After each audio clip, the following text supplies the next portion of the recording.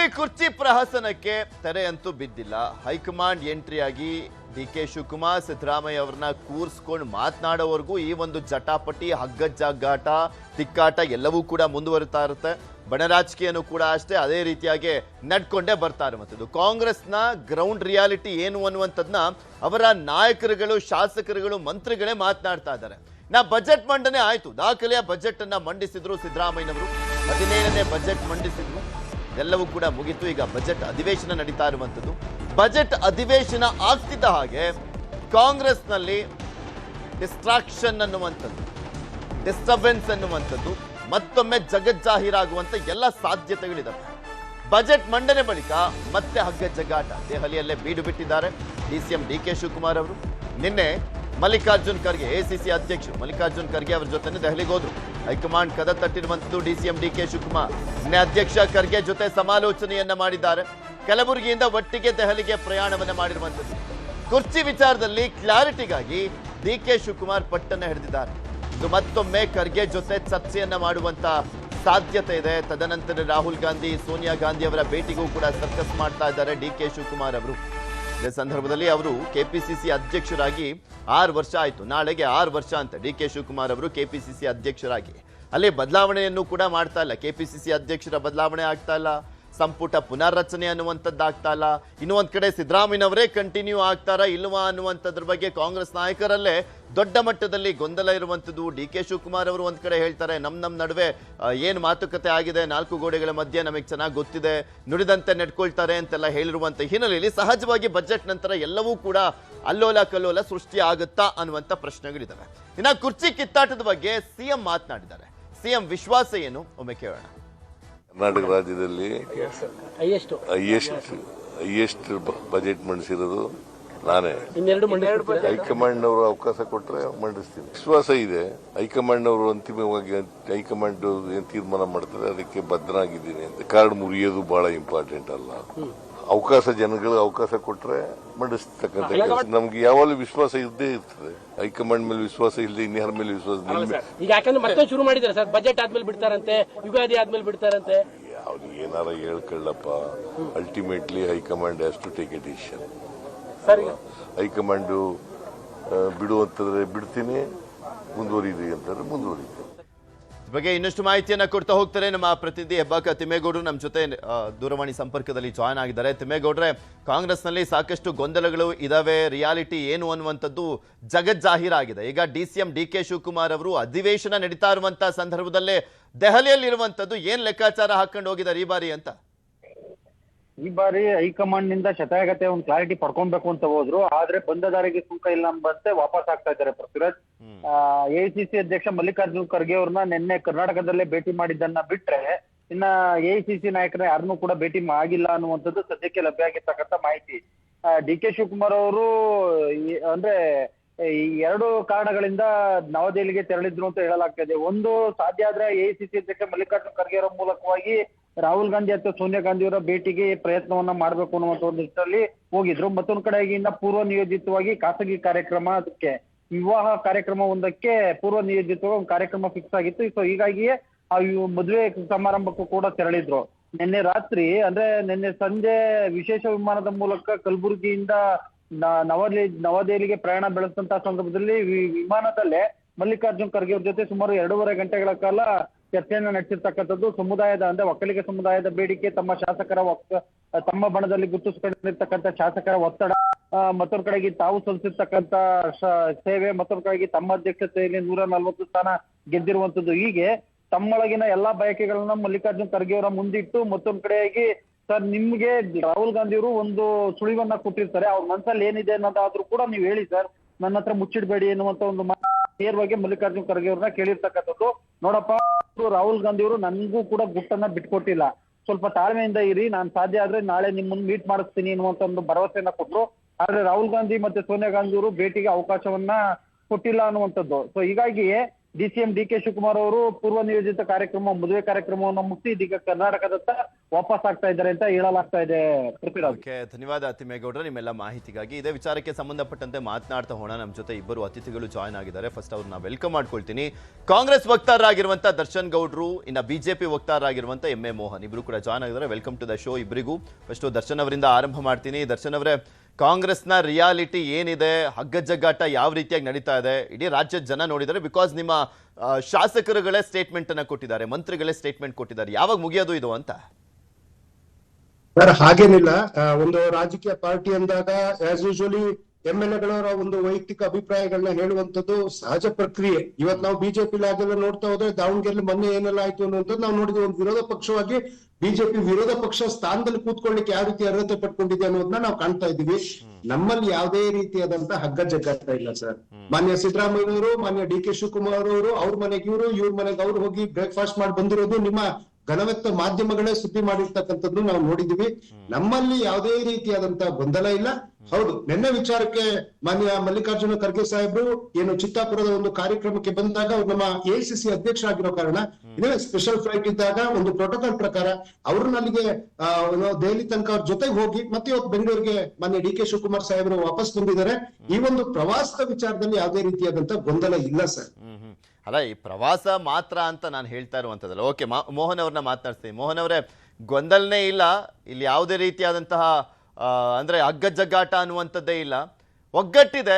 ಅವರಿಬ್ರು ಒಟ್ಟಿಗೆ ಹೋಗಿ ಡಿನ್ನರ್ ಎಲ್ಲ ಮಾಡಿ ಬಂದಿದ್ರಲ್ಲ, ಬ್ರೇಕ್ಫಾಸ್ಟ್ ಮೀಟಿಂಗ್ ಎಲ್ಲ ಮಾಡಿ ಬಂದಿದ್ರಲ್ಲ ಅಂತ ಹೇಳ್ತಾ ಇದ್ದಾರೆ. ಏನ್ ಹೇಳ್ಬೇಕು ಇದಕ್ಕೆ? ಯಾಕೆಂದ್ರೆ ಅವರ ಶಾಸಕರುಗಳೇ ಹೇಳ್ತಾ ಇದ್ದಾರೆ, ಎಸ್ಪೆಷಲಿ ಬಾಲಕೃಷ್ಣ ಅವರು ಹಿರಿಯ ಶಾಸಕರಪ್ಪ, ಅವರೇ ಹೇಳ್ತಾ ಇದ್ದಾರೆ, ನಮ್ಮ ಕ್ಷೇತ್ರದಲ್ಲಿ ನಮಗೆ ಮುಖ ತೋರ್ಸ್ಲಿಕ್ಕೆ ಆಗ್ತಾ ಇಲ್ಲ, ಹಿಂಗೆ ಆಗ್ಬಿಟ್ರೆ ಕಾಂಗ್ರೆಸ್ನಲ್ಲಿ ಮತ್ತೆ ಸರ್ಕಾರ ಬರುತ್ತೋ ಇಲ್ವೋ ಅನ್ನುವಂತ ಭಯ ಇದೆ ನಮ್ಗೆ ಅಂತಾನೆ ಮಾತನಾಡಿದ್ದಾರೆ ಡೈರೆಕ್ಟ್ ಆಗಿ. ಇದಾರೆ. ಮೊದಲನೇ ಬಾರಿಗೆ ನನ್ನ ಈ ಒಂದು ಚರ್ಚೆಗೆ ಆಹ್ವಾನಿಸಿದ್ದಕ್ಕೆ ಧನ್ಯವಾದಗಳು. ಮೊದಲು ಈ 85ನೇ ಇಸ್ವಿನಲ್ಲಿ ರಾಮಕೃಷ್ಣ ಹೆಗಡೆ ಅವರು ಕರ್ನಾಟಕದ ಆಡಳಿತ ಕರ್ನಾಟಕದಿಂದನೇ ದೆಹಲಿಯಿಂದ ಅಲ್ಲ ಅನ್ನೋ ಒಂದು ವಾಕ್ಯವನ್ನ ಇಟ್ಕೊಂಡು ಚುನಾವಣೆಗೆ ಹೋದ್ರು. ಅವ್ರ ಅಧಿಕಾರಕ್ಕೂ ಬಂದ್ರು. ಆದ್ರೆ ಈಗ ಅದೆಲ್ಲವನ್ನೂ ಮರೆತು ಈ ಕಾಂಗ್ರೆಸ್ ಸರ್ಕಾರ ಒಂದು ಮುಂದಿನ ತಿಂಗಳಿಗೆ 3 ವರ್ಷ ಆಗತ್ತೆ. ಕಳೆದ 3 ವರ್ಷದಿಂದ ಮೊದಲನ 1 ತಿಂಗಳು ಬಿಟ್ರೆ, ಅಂದ್ರೆ ಯಾವಾಗ ಗ್ಯಾರಂಟಿ ಅನ್ನೋದನ್ನ ಇಟ್ಕೊಂಡ್ರು ಅವತ್ತೊಂದು ತಿಂಗಳು ಬಿಟ್ಟು ಆ ನಂತರದ 35 ತಿಂಗಳಿನಲ್ಲೂ ದೆಹಲಿ ಪ್ರವಾಸ ಮತ್ತೆ ಅಧಿಕಾರ ಮುಖ್ಯಮಂತ್ರಿಗಳು ಯಾರಾಗಿದ್ದಾರೆ ಯಾರಿದ್ದಾರೆ ಅನ್ನೋದೇ ನಮ್ಗಳಿಗೆ ಕನ್ಫ್ಯೂಷನ್ ಅಲ್ಲಿ ಇದೆ. ಪ್ರತಿದಿನ ಒಂದೊಂದು ಹೇಳಿಕೆ ಬರ್ತಾ ಇದೆ. ಬೆಳಗಾಂನಲ್ಲಿ ಜಾರಕಿಹೊಳಿ ಅವ್ರು ಮಾತಾಡ್ತಾರೆ, ಯತೀಂದ್ರ ಅವರು ಚಾಮರಾಜನಗರದಲ್ಲಿ ಮಾತಾಡ್ತಾರೆ. ಅಂದ್ರೆ ಬೀದರಿಂದ ಚಾಮರಾಜನಗರ ತನಕ ಈ ಹೇಳಿಕೆಗಳು ಬರ್ತಾನೆ ಇದೆ. DK ಶಿವಕುಮಾರ್ ಅವರು ಪಾಪ ಅಸಹಾಯಕರಾಗಿದ್ದಾರೆ. ಅವರಿಗೆ ಬೆಂಗಳೂರಿನಲ್ಲಿದ್ದು ಅವ್ರಿಗೆ ಆಸೆ ತೋರಿಸ್ಬಿಟ್ಟಿದ್ದಾರೆ. ಮುಂಚೆ ಎಲ್ಲ ಶಾಲೆನಲ್ಲಿ ಮೊದಲನೇ ಬೆಂಚಲ್ಲಿ ಕೂತಿದ್ದಾಗ ಯಾವ್ದಾದ್ರು ಕಾರಣಕ್ಕೆ ಪಕ್ಕದವನು ಹಿಂದಿನ ಬೆಂಚಿಗೆ ಕಳಿಸ್ಬಿಟ್ರೆ ಮನೆಗೆ ಒಂದು ಕಂಪ್ಲೇಂಟ್ ಹೇಳೋರು, ಅಮ್ಮ ನನ್ನ ಕಿತ್ತಾಕ್ಬಿಟ್ರು ಅಂತ. ಈಗ ಹಂಗೆ ಆಗಿದೆ. ಈಗ ಏನಾದ್ರು ಸ್ವಲ್ಪ ವ್ಯತ್ಯಾಸ ಆದ್ರೆ ಡೈಲಿಗೆ ಓಡೋಗ್ತಾರೆ. ಅಮ್ಮ ನಂದು ಏನು ಯಾವತ್ತು ಹೇಳಿದ್ದೆ ಏನು ಕೊಡ್ಸೇ ಇಲ್ಲ ಚಾಕ್ಲೇಟ್, ಅಮ್ಮ ನಂಗೆ ಏನು ಕೊಡ್ಸೇ ಇಲ್ಲ ಅಂತ. ಪಾಪ ಅವ್ರಿಗೆ ಏನಾದ್ರು ಆಶ್ವಾಸನೆ ಮಾಡಿದ್ರೆ ಅವ್ರು ಕೊಟ್ಟು ಗಲಾಟೆ ಇರ್ತಿಲ್ಲ. ಅಟ್ಲೀಸ್ಟ್ ನಮ್ ಜನಗಳಾದ್ರೂ ಒಳ್ಳೆ ಅಧಿಕಾರ ಆಡಳಿತ ತಗೊಂಡು ಸುಖವಾಗಿರೋರು. ನಮ್ಗೆ ಏನಾಗಿದೆ ಅಂದ್ರೆ ಆಡಳಿತ ಅನ್ನೋದ್ರಲ್ಲಿ ನಡೀತಾ ಇದೆ ಅನ್ನೋದೇ ಇಲ್ಲ, ಬರೀ ಭ್ರಷ್ಟಾಚಾರ ನಡೀತಿದೆ. ಅವ್ರವ್ರಿಗೆ ಇಷ್ಟು ಮಾತ್ರ ನಡೀತಾ ಇದೆ. ಯಾರು ಮುಖ್ಯಮಂತ್ರಿಗಳು ಅನ್ನೋದನ್ನು ಹೇಳಕ್ ಆಗ್ತಿಲ್ಲ. ಯತೀಂದ್ರ ಸಿದ್ದರಾಮಯ್ಯ ನಮ್ಮಪ್ಪನೇ ಮುಖ್ಯಮಂತ್ರಿ ಅಂತ, ಇತ್ಲ ಕಡೆ ಇಕ್ಬಾಲ್ ಹೇಳ್ತಾರೆ DK ಶಿವಕುಮಾರೇ ಮುಖ್ಯಮಂತ್ರಿ ಅಂತ. ಇದನ್ನ ಯಾರು ತೀರ್ಮಾನ ಮಾಡ್ಬೇಕು? ಅದನ್ನ ಬಗೆಹರಿಸ್ಕೊಳ್ಳಿ ಇವ್ರು ಆಗಾಗ ದೆಹಲಿಗೆ ಹೋಗ್ತಾ ಇದ್ದಾರೆ. ನೋಡಿ, ಬಡ್ಜೆಟ್ ಅದು 6ನೇ ದಿನ. ಮೊನ್ನೆ ಬಡ್ಜೆಟ್ ಆಗಿದೆ ಶುಕ್ರವಾರ, ಇವತ್ತು ತಿರ್ಗಾ ಸೆಷನ್ ಇದೆ. ಇದು 2 ಮಧ್ಯದಿಂದಲ್ಲಿ ದೆಹಲಿಗೆ ಹೋಗುವಂತ ಅಗತ್ಯ ಏನಿತ್ತು? ಏನ್ ಕೇಳ್ಕೊಂಬರಕ್ ಹೋಗಿದಾರೆ? ಅಕ್ಕ ಆಯ್ತಲ್ಲ ಬಡ್ಜೆಟ್ ಅಂತ ಹೇಳಿದ್ರಿ, ಬಡ್ಜೆಟ್ ಮುಗಿತಲ್ಲ ಸೋಮವಾರ ಕೊಡ್ತೀನಿ ಕೇಳಕ್ ಹೋಗಿರ್ಬೋದು ಬಹುಶಃ. ಇದಾಗಬಾರ್ದು. ಇದು ಕರ್ನಾಟಕ ಜನರು ದುರಂತ ಇದೆ. ಓಕೆ ದರ್ಶನ್ ಗೌಡ್ರೆ, ಒಂದು ಕ್ಲಾರಿಟಿ ಕೊಡುವಂತ ಕೆಲಸ ಹೈಕಮಾಂಡ್ ಮಾಡ್ಬೇಕಾಗಿತ್ತು, ಮಾಡ್ತಾ ಇಲ್ಲ ಅಂತ. ಅಲ್ಲ, ಮೋಹನ್ ಸರ್ ಬಹಳ ಹಿರಿಯರು, ಬಹಳ ಒಂದು ರಾಮಕೃಷ್ಣ ಹೆಗಡೆ ಅವರ ಒಂದು ಇತಿಹಾಸದಿಂದ ಮಾತಾಡಿದ್ರು. ಬಹಳ ಧನ್ಯವಾದ.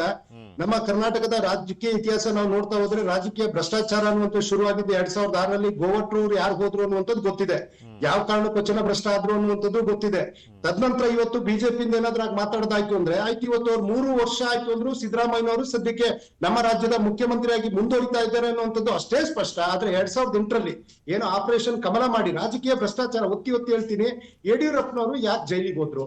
ಅದಾದ್ಮೇಲೆ DV ಸದಾನಂದ ಗೌಡ್ರು ಮುಖ್ಯಮಂತ್ರಿ ಇದ್ರಲ್ಲ, ಅವ್ರನ್ನ ಯಾಕೆ ಇಳಿಸಿ ಜಗದೀಶ್ ಮಿನಿಸ್ಟರ್ ಆ ಒಂದು ಸ್ಥಾನಕ್ಕೆ ಬಂದ್ರು. ಈಗ ಅದೇ- ತದನಂತರ ಸರ್, ಅದು ಯಡಿಯೂರಪ್ಪನವರು ದರ್ಶನ್ ರಾಜ್ಯದ ಗೌಡ್ರೆ, ಮುಖ್ಯಮಂತ್ರಿ ಹೌದು, ಆದವರು. ಕಣ್ಣಲ್ಲಿ ನೀರು ಅವರ ಹಾಕಿದ್ರು, ಅಧಿಕಾರದ ಸ್ಥಾನವನ್ನ ಟೈಮ್ ನಲ್ಲಿ ಕಳ್ಕೊಂಡು ಮೂರ್ ಜನ ಬೊಮ್ಮಾಯಿ ಸಿಎಂ ಆದ್ರು, ಇಲ್ಲ ಅಂತಲ್ಲ. ಕರ್ನಾಟಕದ ಮತ್ತೆ ಕಳೆದ ಮುಖ್ಯಮಂತ್ರಿ ಬಾರಿನೂ ಯಾರು ಇಬ್ರು ಅಂತ ಸಿಎಂ ಆದ್ರು, ಅದು ಕೂಡ ಇಲ್ಲ ಅಂತಲ್ಲ. ಒಂದೇ ನಿಮಿಷ ಮೋಹನ್ ಸರ್, ಜೈಲಿಗೆ ಯಾಕೆ ಹೋದ್ರು ಅಂತ ಹಿಂದೆ ಆಗಿರೋದನ್ನ ಎಲ್ರಿಗೂ ಗೊತ್ತಿದೆ. ಈಗ ಯಾಕೆ ಆಗ್ತಿದೆ ಅನ್ನೋದಕ್ಕೆ ಕಾರಣ ಕೊಡಿ. ಒಂದೇ ನಿಮಿಷ ಮೋಹನ್ ಸರ್. ದರ್ಶನ್ ಅವರೇ, ಈಗ ಕಳೆದ ಬಾರಿ ಅದರ ಹಿಂದಿನ ಬಾರಿ ಅಂದ್ರೆ ಕಳೆದ ಬಾರಿ ಬಿಜೆಪಿ ಇಬ್ರು ಮುಖ್ಯಮಂತ್ರಿಗಳಾದ್ರು, ಅದಕ್ಕೆ ಹಿಂದೆ ಬಾರಿ 3 ಜನ ಆದ್ರು. ಹೌದು, ನಿಮ್ಗೆ ಬಿಗ್ ಮ್ಯಾಂಡೇಟ್ ಕೊಟ್ಟಿರುವಂತ ಸಂದರ್ಭದಲ್ಲೂ ಈ ರೀತಿಯಾದಂತ ವ್ಯತ್ಯಾಸಗಳಿದಾವಲ್ಲ ಅಂತ ಅದು ಪ್ರಶ್ನೆ ಇರೋದು ರಾಜ್ಯ ಜನಕ್ಕೆ. ಯಾಕೆ ಗೊತ್ತಾ, ಸಿದ್ದರಾಮಯ್ಯನವ್ರ ಸ್ಟೇಟ್ಮೆಂಟ್ ಹೇಳ್ತೀನಿ, ನಿನ್ನೆ ಕೊಟ್ಟಿರುವಂತ ಸಿದ್ದರಾಮಯ್ಯನವ್ರು ಏನ್ ಹೇಳ್ತಾರೆ ಅಂದ್ರೆ, ಹೈಕಮಾಂಡ್ ಓಕೆ ಅಂದ್ರೆ ಇನ್ನೂ 1-2 ಬಜೆಟ್ ಮಂಡಿಸ್ತೀನಿ ಅಂದ್ರೆ ಏನ್ ಅರ್ಥ? ಹೈಕಮಾಂಡ್ ಅವಕಾಶ ಕೊಟ್ರೆ ಇನ್ನೊಂದೆರಡು ಬಜೆಟ್ ಅಂದ್ರೆ ಅವಕಾಶ ಕೊಟ್ಟಿಲ್ಲ ಅಂತ ಅನ್ಕೊಳ್ಬೇಕಾ? ಏನ್ ಅವ್ರ ಮಾತಿನ ಹಿಂದಿನ ಮರ್ಮ ಏನ್ ಅನ್ಕೊಬೇಕು? ಇಲ್ಲ, I respect your words and thoughts sir. Actually ಮಾನ್ಯ ಸಿದ್ದರಾಮಯ್ಯನವರು ಸರಿಯಾಗಿ ಹೇಳಿದ್ದಾರೆ. ಅಂದ್ರೆ ನಮ್ಮ ಹೈಕಮಾಂಡ್ ಅವಕಾಶ ಕೊಟ್ರೆ, ಅಂದ್ರೆ ಕಾಂಗ್ರೆಸ್ಗೆ ಹೈಕಮಾಂಡ್ ಅನ್ನುವಂಥದ್ದಿದೆ, ಕಾಂಗ್ರೆಸ್ಗೆ ಒಂದು ಶಿಸ್ತು ಅನ್ನುವಂತಿದೆ ಅನ್ನುವಂಥದ್ದನ್ನ ಅವ್ರು ಒತ್ತಿ ಹೇಳಿದ್ದಾರೆ. ಅದೇ ಮಾತನ್ನ ಮುಂದುವರೆದ ಭಾಗವಾಗಿ ಮಾನ್ಯ ಡಿ ಕೆ ಶಿವಕುಮಾರ್ ಅವರು ಹೇಳಿದ್ದಾರೆ, ನಾವಿಬ್ಬರೂ ಸಮೇತ ಸಹೋದರರಿದ್ದಂತೆ. ಅಂಡ್ ಇವರು ಸಿದ್ದರಾಮಯ್ಯ ಸಾಹೇಬ್ ಅವರು ಟ್ವೀಟ್ ಅಲ್ಲಿ ಹೇಳಿದ್ರು, so we are like A brothers ಅನ್ನುವಂತ ಮಾತನ್ನು ಒತ್ತಿ ಹೇಳಿದ್ದಾರೆ. ಅವರಿಬ್ರು ಬೇರೆ ತಾಯಿಯ ಮಕ್ಕಳಾದ್ರೂ ಸಮೇತ ಒಂದು ತಾಯಿಯ ಮಕ್ಕಳಾಗೆ ಈ ಒಂದು ಸರ್ಕಾರದಲ್ಲಿ ಅತ್ಯುತ್ತಮವಾದಂತ ಕೆಲಸವನ್ನ ಜೊತೆಗೂಡಿ ಮಾಡ್ತಾ ಇದ್ದಾರೆ. ಒಂದು ಕಡೆ ಪಕ್ಷ ಸಂಘಟನೆ, ಇನ್ನೊಂದು ಕಡೆ ಸರ್ಕಾರವನ್ನ ನಡೆಸುವಂತ ಕಾರ್ಯ ಇಬ್ರು ಜೊತೆಗೂಡಿ ಮಾಡ್ತಾ ಇದ್ದಾರೆ ಸರ್. ಹಾಗೇನೆ ಇವತ್ತು ನಾನು ಬಹಳ ಆಶ್ಚರ್ಯ ಆಗುವಂತದ್ದು, 18 ಸೀಟ್ ಪಡೆದವರು ನಮ್ಮ ಕುಮಾರಣ್ಣ ಮುಖ್ಯಮಂತ್ರಿ ಅಂತಾರೆ, 18 ಜನ ಶಾಸಕರನ್ನ ಇಟ್ಕೊಂಡು ವಿಜೇಂದ್ರ ನಾನೇ ಮುಖ್ಯಮಂತ್ರಿ ಅಂತ ಹೇಳ್ತಾರೆ. ನೋಡಿ, ವಿರೋಧ ಪಕ್ಷ ನಾವು ಕೇಳ್ಕೊಳ್ಳುವಂತ ವಿರೋಧ ಪಕ್ಷದ ಏನ್ ಗೊತ್ತಾ ಸರ್, ವಿರೋಧ ಪಕ್ಷದಲ್ಲಿ ದರ್ಶನ್ ಗೌಡ್ರೆ ನಿಮಗೆ ಚೆನ್ನಾಗಿ ಗೊತ್ತಿದೆ, ವಿರೋಧ ಪಕ್ಷದಲ್ಲಿ ಏನ್ ಮಾತನಾಡಿದ್ರು ಅದೇನು ಸಂಬಂಧ ಆಗೋದಿಲ್ಲ. ಆದ್ರೆ ಅಧಿಕಾರದಲ್ಲಿರುವಂತವ್ರು, ಆಡಳಿತವನ್ನ ಮಾಡ್ತಾ ಇರುವಂತವ್ರು, ಸರ್ಕಾರವನ್ನ ನಡೆಸ್ತಾ ಇರುವಂತವ್ರು, ಅದ್ರಲ್ಲಿರುವಂತವ್ರು, ಅದ್ರಲ್ಲಿ ಕುತ್ಕೊಂಡಿರುವಂತವ್ರು ಮಾತನಾಡ್ಬಿಟ್ರೆ ಅಲ್ಲಿ ವ್ಯತ್ಯಾಸಗಳಾಗ್ತವೆ ಅಂತ. ಯಾಕಂದ್ರೆ ನಿಮ್ಗೆ ಗೊತ್ತಿದೆ, ಇಕ್ಬಾಲ್ ಹುಸೇನ್ ಅವ್ರು ಏನ್ ಮಾತನಾಡಿದ್ದಾರೆ, ಬಸವರಾಜ ಶಿವಗಂಗಾ ಅವ್ರು ಏನ್ ಮಾತನಾಡಿದ್ದಾರೆ, ಬಾಲಕೃಷ್ಣ ಅವ್ರು ಏನ್ ಮಾತನಾಡ್ತಾ ಇದ್ದಾರೆ, ನಯನಾ ಮೋಟಮ್ಮ ಅವ್ರು ಏನ್ ಮಾತನಾಡ್ತಾ ಇದ್ದಾರೆ, ಇನ್ನ ಸಿದ್ದರಾಮಯ್ಯನವರ ಬಣದ ಅವರ ಮಗನೇ ಏನ್ ಮಾತನಾಡ್ತಾ ಇದ್ದಾರೆ. ಇದೆಲ್ಲವೂ ಗೊಂದಲ ಇದೆ ಅಂತ ಹಾಗಾದ್ರೆ ಏನು ಅನ್ಕೊಳ್ಳೇಬಾರ್ದು ಜನ. ಇವರೆಲ್ಲ ತುಂಬಾ ಒಗ್ಗಟ್ಟಾಗಿದಾರಪ್ಪ, ಇವ್ರು ಸುಮ್ನೆ ಮಾತಾಡ್ತಾ ಇದಾರೆ ಅನ್ಕೊಬೇಕಾ? ಇಲ್ಲ ಈಗ ಶಿಸ್ತು ಅಂತ ಹೇಳಿದ್ರೆ ಯಾವ ಶಿಸ್ತು ಇದು ಸರ್? ಶಿಸ್ತು ಅಂತ ಹೇಳಿದ್ರೆ ಈ ಶಾಸಕರ ಸ್ಟೇಟ್ಮೆಂಟ್ ಅನ್ನ ಯಾವ ಶಿಸ್ತು ಅನ್ಕೊಬೇಕು?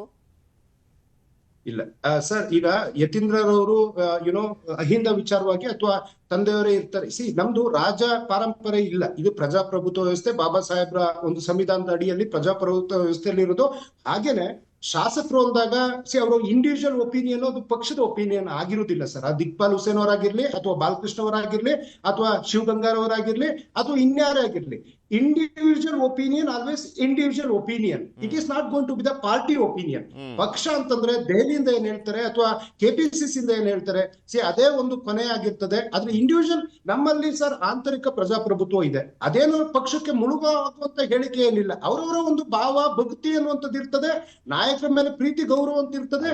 ಇವತ್ತು ಯತೀಂದ್ರ ಸಿದ್ದರಾಮಯ್ಯ ಅವರ ತಂದೆ ಇರ್ತದೆ. ಆ ಭಾವನೆಗಳನ್ನು ಶಾಸಕರು ನಮ್ಗೆ ಮುಖ ತೋರ್ಸ್ಲಿಕ್ಕೆ ಆಗ್ತಾ ಇಲ್ಲ ನಮ್ ಕ್ಷೇತ್ರ ಜನಕ್ಕೆ ಅಂದ್ರೆ ಏನ್ ಅನ್ಕೊಬೇಕು ಅದನ್ನ ಹೇಳಿ ಅಂತ ಕನೆಕ್ಟ್ ಆಗಿ ಮಾತಾಡಿರ್ಬೋದು. ಅದೇನಂತ ಕೆಟ್ಟದಾಗಿ ನಾನು ಭಾವಿಸ್ಲಿಕ್ಕೆ ಸಾಧ್ಯ ಇಲ್ಲ ಸರ್. ಸರ್, ಈಗ ಡಿ ಕೆ ಶಿವಕುಮಾರ್ ಅವ್ರೆ ನಮ್ ಮುಖ್ಯಮಂತ್ರಿಗಳೇ ಅವಧಿ ಪೂರ್ಣ ಮಾಡ್ತಾರೆ ಅಂತ ಹೇಳಕ್ ಏನಪ್ಪಾ, ಅದ್ರಲ್ಲಿ ಏನಿದೆ problem?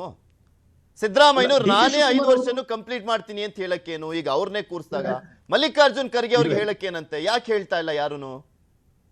Sir, D K Shivakumar ಸಾಹೇಬರು ಕಾಂಗ್ರೆಸ್ ಪಕ್ಷದ ಶಿಸ್ತಿನ ಸಿಪಾಯಿ, ಕಾಂಗ್ರೆಸ್ ಪಕ್ಷದ ಕಾರ್ಯಕರ್ತರೇ ಹೊರತು ಕಾಂಗ್ರೆಸ್ ಪಕ್ಷದ ಹೈಕಮಾಂಡ್ ಅಲ್ಲ ಸರ್. ಸೊ ಹಾಗಾಗಿ ಕಾಂಗ್ರೆಸ್ ಪಕ್ಷ ಯಾವುದೇ ನಿರ್ಧಾರಗಳನ್ನ ತಗೊಂಡ್ರೆ ಅದು ಡಿ ಕೆ ಶಿವಕುಮಾರ್ ಅವರು ಪಾಲನೆ ಮಾಡ್ತಾರೆ, ಮಾನ್ಯ ಸಿದ್ದರಾಮಯ್ಯನವರು ಪಾಲನೆ ಮಾಡ್ತಾರೆ ಸರ್. ಓಕೆ ಮೋಹನ್ ಅವರೇ, ಅವಾಗಲೇ ಮಾತನಾಡ್ತಾ ಇದ್ರಿ ಸಿದ್ದರಾಮಯ್ಯನವರ ಒಂದು ಸ್ಟೇಟ್ಮೆಂಟ್. ನಾನು ಹೇಳ್ತಾ ಇದ್ದೆ, ಅವಕಾಶ ಕೊಟ್ರೆ ಇನ್ನೊಂದೆರಡು ಬಜೆಟ್ ಮಂಡಿಸ್ತೀನಿ, ಹೈಕಮಾಂಡ್ ಅವಕಾಶ ಕೊಡ್ಬೇಕಷ್ಟೇ ಅಂತ.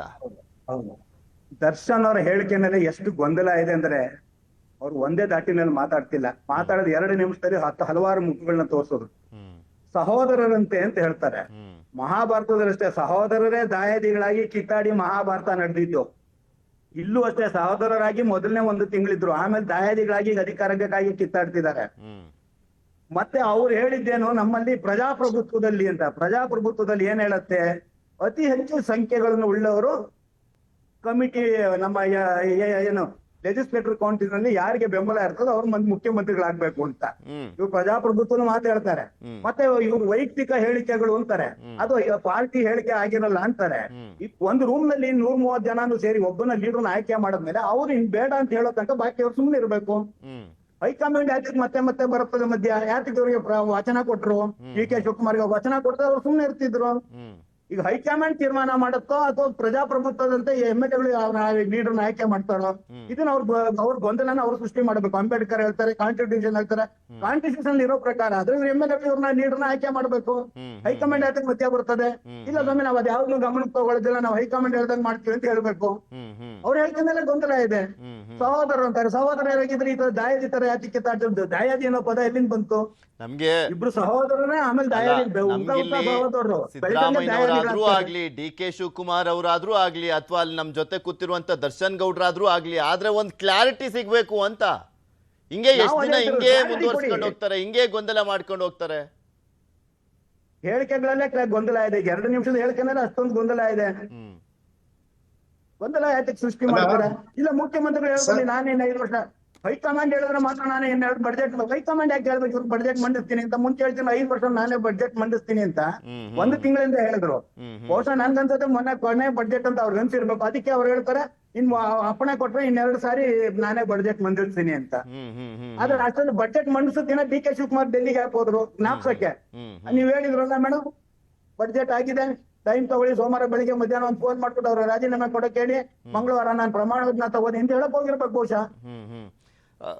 ದರ್ಶನ್ ಗೌಡ್ರೆ, ಇದ್ರ ಬಗ್ಗೆ ಸ್ಪಷ್ಟೀಕರಣ ದರ್ಶನ್ ಗೌಡ್ರೆ, ಆಕ್ಚುಲಿ ಕದಲೂರು ಉದಯ್ ಅವರು ಒಂದ್ ವಾರದಿಂದ ಒಂದು ಸ್ಟೇಟ್ಮೆಂಟ್ ಕೊಟ್ಟಿದ್ರು. ಹೈಕಮಾಂಡ್ ಎಂಟ್ರಿ ಆಗಿ ಇದಕ್ಕೊಂದು ಕ್ಲಾರಿಟಿ ಕೊಡದೆ ಹೋದ್ರೆ ನಾವೇ ದೆಹಲಿಗೆ ಹೋಗ್ತೀವಿ, ಒಂದು 40-50 ಜನ ಶಾಸಕರು, ಅಲ್ಲಿ ಹೋಗ್ಬಿಟ್ಟು ಹೈಕಮಾಂಡ್ ನ ಕೇಳ್ತೀವಿ, ಆಗುತ್ತಾ ಇಲ್ವಾ ಅನ್ನುವಂಥದ್ರ ಬಗ್ಗೆ ಕೇಳ್ಕೊಂಬರ್ತೀವಿ ಅಂತ ಹೇಳ್ತಾ ಇದ್ರು.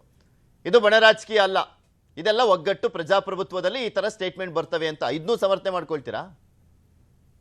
ಹಾಗಲ್ಲ. ಈಗ ಫಸ್ಟ್ ನಾನು ಮೋಹನ್ ಅವರಿಗೆ ಒಂದು ಮಾತನ್ನ ಹೇಳ್ತೀನಿ. ಪಾಪ ಅವರು ಈ ದಾಯಾದಿ ಅನ್ನೋ ಪದ ಉಪಯೋಗಿಸಿದ್ರು, ಮತ್ತೇನೋ ಅಣ್ಣ ತಮ್ಮದಿರ್ ಗಲಾಟೆ ಅಂತ. ಮೇ ಬಿ ಅವ್ರ ಕುಟುಂಬದಲ್ಲಿ ಅವ್ರ ಹಿರಿಯರಿದ್ದಾರೆ, ಆ ರೀತಿ ಗಲಾಟೆಗಳು, ಆ ಮಹಾಭಾರತ ಕುರುಕ್ಷೇತ್ರ ಎಲ್ಲ ಅವ್ರ ಮನೆಗಳಲ್ಲಿ ಅಥವಾ ವೈಯಕ್ತಿಕವಾಗಿ ನಡೆದಿರ್ಬೋದು.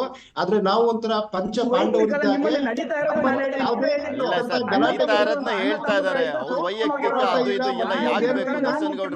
ಕಾಂಗ್ರೆಸ್ ಒಳಗಡೆ ಯಾವ ಶಕುನಿಗಳಿಗೂ ಅವಕಾಶ ಕೊಡುವುದಿಲ್ಲ. ಸಿದ್ದರಾಮಯ್ಯನ ಪರ ಯತೀಂದ್ರ ಮಾತಾಡ್ತಾರೆ, ಡಿ.ಕೆ. ಶಿವಕುಮಾರ್ ಪ್ರಕಾರ ಇಕ್ಬಾಲ್ ಮಾತಾಡ್ತಾರೆ, ಇವರಿಬ್ಬರನ್ನು ರಣರಂಗಕ್ಕೆ ಬಿಟ್ಟು ಇಲ್ಲ ಆಮೇಲೆ ನಾನ್ ಸಿದ್ದರಾಮಯ್ಯ, ನಾನ್ ಮುಖ್ಯಮಂತ್ರಿ, ನಾಳೆಯಿಂದ ನಾನ್ ಮುಖ್ಯಮಂತ್ರಿ. ದರ್ಶನ್ ಗೌಡ್ರೆ, ನಾನ್ ಕೇಳಿದ ಪ್ರಶ್ನೆಗೆ ಆನ್ಸರ್ ಮಾಡಿ. ಇಲ್ಲ ಅಲ್ಲಿಗೆ ಬರ್ತೀನಿ ಸರ್. ನೋಡಿ, ಈಗ ವಾಟ್ ಎವರ್, ಈಗ ನಾನು ಅದೇ ಹೇಳಿದ್ನಲ್ಲ, ಸ್ವಲ್ಪ ಈಗ ಪ್ರೀತಿ ಪ್ರೇಮ ಅಥವಾ ವೈಯಕ್ತಿಕ ಭಾವನೆಗಳು ಒಂದ್ ಸ್ವಲ್ಪ ಅತಿ ಆದಾಗ, ಅತಿರೇಕ ಅಂತ ಹೇಳ್ತಲ್ಲ, ಅತಿ ಆದಾಗ ಅವರ ಭಾವನೆಗಳಲ್ಲಿ ಕೆಲವರಿಗೆ ಸಿದ್ದರಾಮಯ್ಯನವ್ರು ಮುಂದುವರಿಬೇಕು ಅನ್ನುವಂತ ಆಸೆ ಆಕಾಂಕ್ಷೆಗಳಿರ್ತದೆ, ತಪ್ಪೇನೂ ಇಲ್ಲ. ಹಾಗೇನೆ ಡಿ.ಕೆ. ಶಿವಕುಮಾರ್ ಅವರು ಶ್ರಮ ಪಟ್ಟಿರ್ತಕ್ಕಂಥದ್ದನ್ನ ನಾವೆಲ್ಲ ನೋಡಿದೀವಿ. ಅವರು ಮುಖ್ಯಮಂತ್ರಿ ಆಗ್ಬೇಕು ಅನ್ನುವಂತ ಒಂದು ಆಶಾ ಭಾವನೆಗಳನ್ನ ಕೆಲವರು ಇಟ್ಕೊಂಡಿರ್ತಾರೆ, ಅದು ತಪ್ಪಲ್ಲ. ಹಾಗಂತ ಹೇಳಿ ಯಾವುದೇ ನಿರ್ಧಾರ ಆದ್ರು ಆಯ್ತು. ಇವಾಗ ನೀವೇನ್ ಹೇಳಿದ್ರಿ, ಕೇಳ್ಬೇಕಂತಂದ್ರು ಹೈಕಮಾಂಡ್ ಅದಕ್ಕೆ ಏನಿದೆ ಉತ್ತರ ಕೊಡ್ತಾರೆ. ಅಲ್ಲ, ನೀವು ಸಂವಿಧಾನ ಅಂತ ಹೇಳಿದ್ರಿ, ಸಂವಿಧಾನದ ಪ್ರಕಾರ ಅತಿ ಹೆಚ್ಚು ಸಂಖ್ಯಾಬಲ ಇರೋರು ಮುಖ್ಯಮಂತ್ರಿ ಆಗ್ಬೇಕು. ನೀವು ಮತ್ತೆ ಇನ್ನೊಂದು ಲೈನ್ ಅಲ್ಲಿ ಹೇಳ್ತೀರಿ ಹೈಕಮಾಂಡ್ ಒಪ್ಪಿದ್ರಿ ಅಂತ. ಸಿದ್ದರಾಮಯ್ಯನೂ ಹೇಳಿದ್ದಾರೆ ಈಗ ಯಡಿಯೂರಪ್ಪನವ್ರು ಬಿಟ್ಟು ಬೊಮ್ಮಾಯಿಯವರಿಗೆ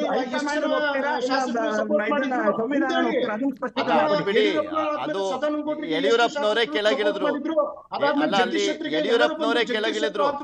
ಒಳಗೇನಾಗಿದೆಯೋ ಬಿಟ್ಟಿದ್ಯೋ, ಆದ್ರೆ ಯಡಿಯೂರಪ್ಪನವರೇ ಕೆಳಗಿಳಿದಿದ್ದಲ್ವಾ? ಯಡಿಯೂರಪ್ಪನವರೇ ಕೆಳಗಿಳಿದ್ದು. ಆಮೇಲೆ ಇನ್ನೊಂದು ರಾಜೀನಾಮೆ ಕೊಟ್ಟರು, ಈ ತರ ಜಗಳ ಮಾಡ್ಲಿಲ್ಲ. ಅಲ್ಲ ಓಕೆ ದರ್ಶನ್ ಗೌಡ್ರೆ,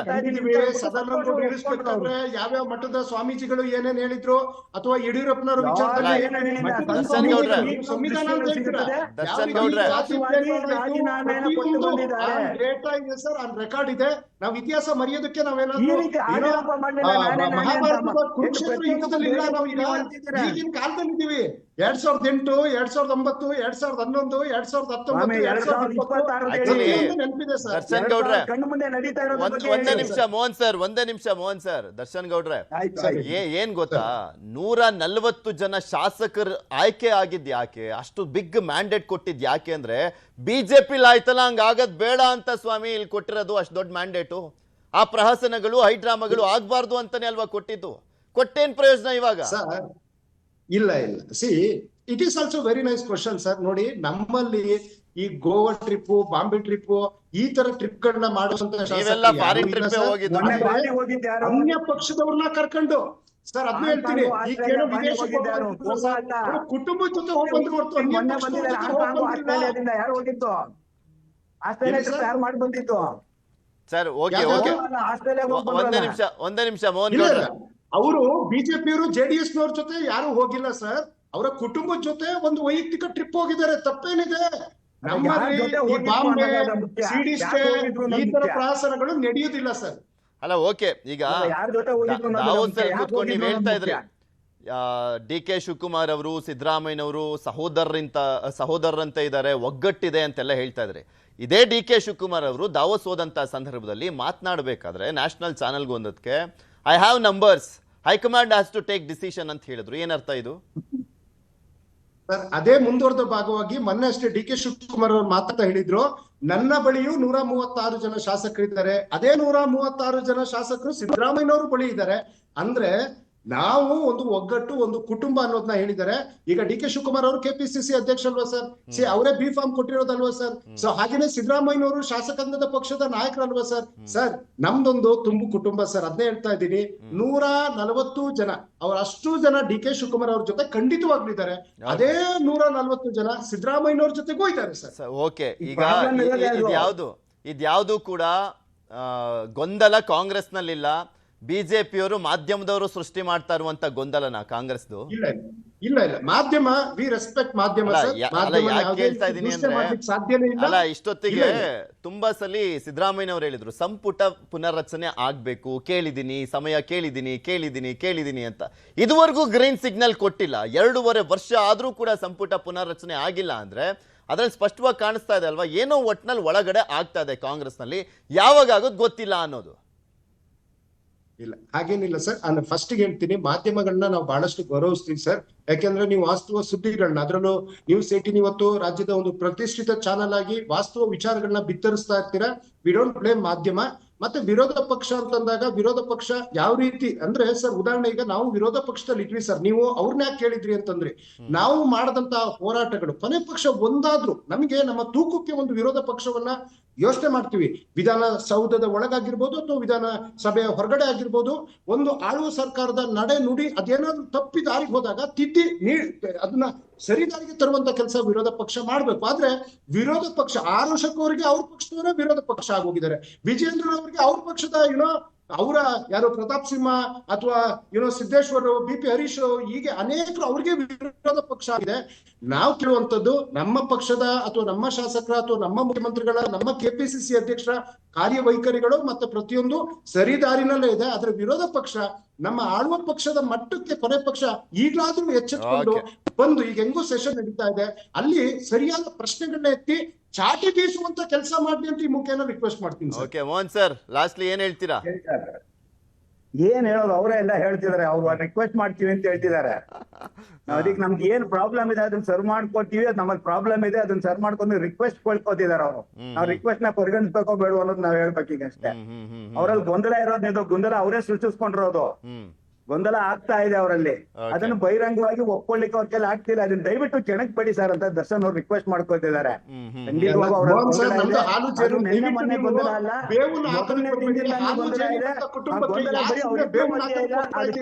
ತನಕ 140 ಜನಕ್ಕೂ ಹರಡಿದೆ. ಅದು ಬೀದರಿಂದ ಚಾಮರಾಜನಗರ ತನಕ ಹೇಳಲ್ಲ. ಬೀದರ್ನಲ್ಲಿ ಒಬ್ಬರು ಮಾತಾಡ್ತಾರೆ, ಬೆಳಗಾಂನಲ್ಲಿ ಒಬ್ರು ಮಾತಾಡ್ತಾರೆ, ಚಾಮರಾಜನಗರದಲ್ಲಿ ಒಬ್ರು ಮಾತಾಡ್ತಾರೆ, ರಾಮನಗರದಲ್ಲಿ ಮಾತಾಡ್ತಾರೆ.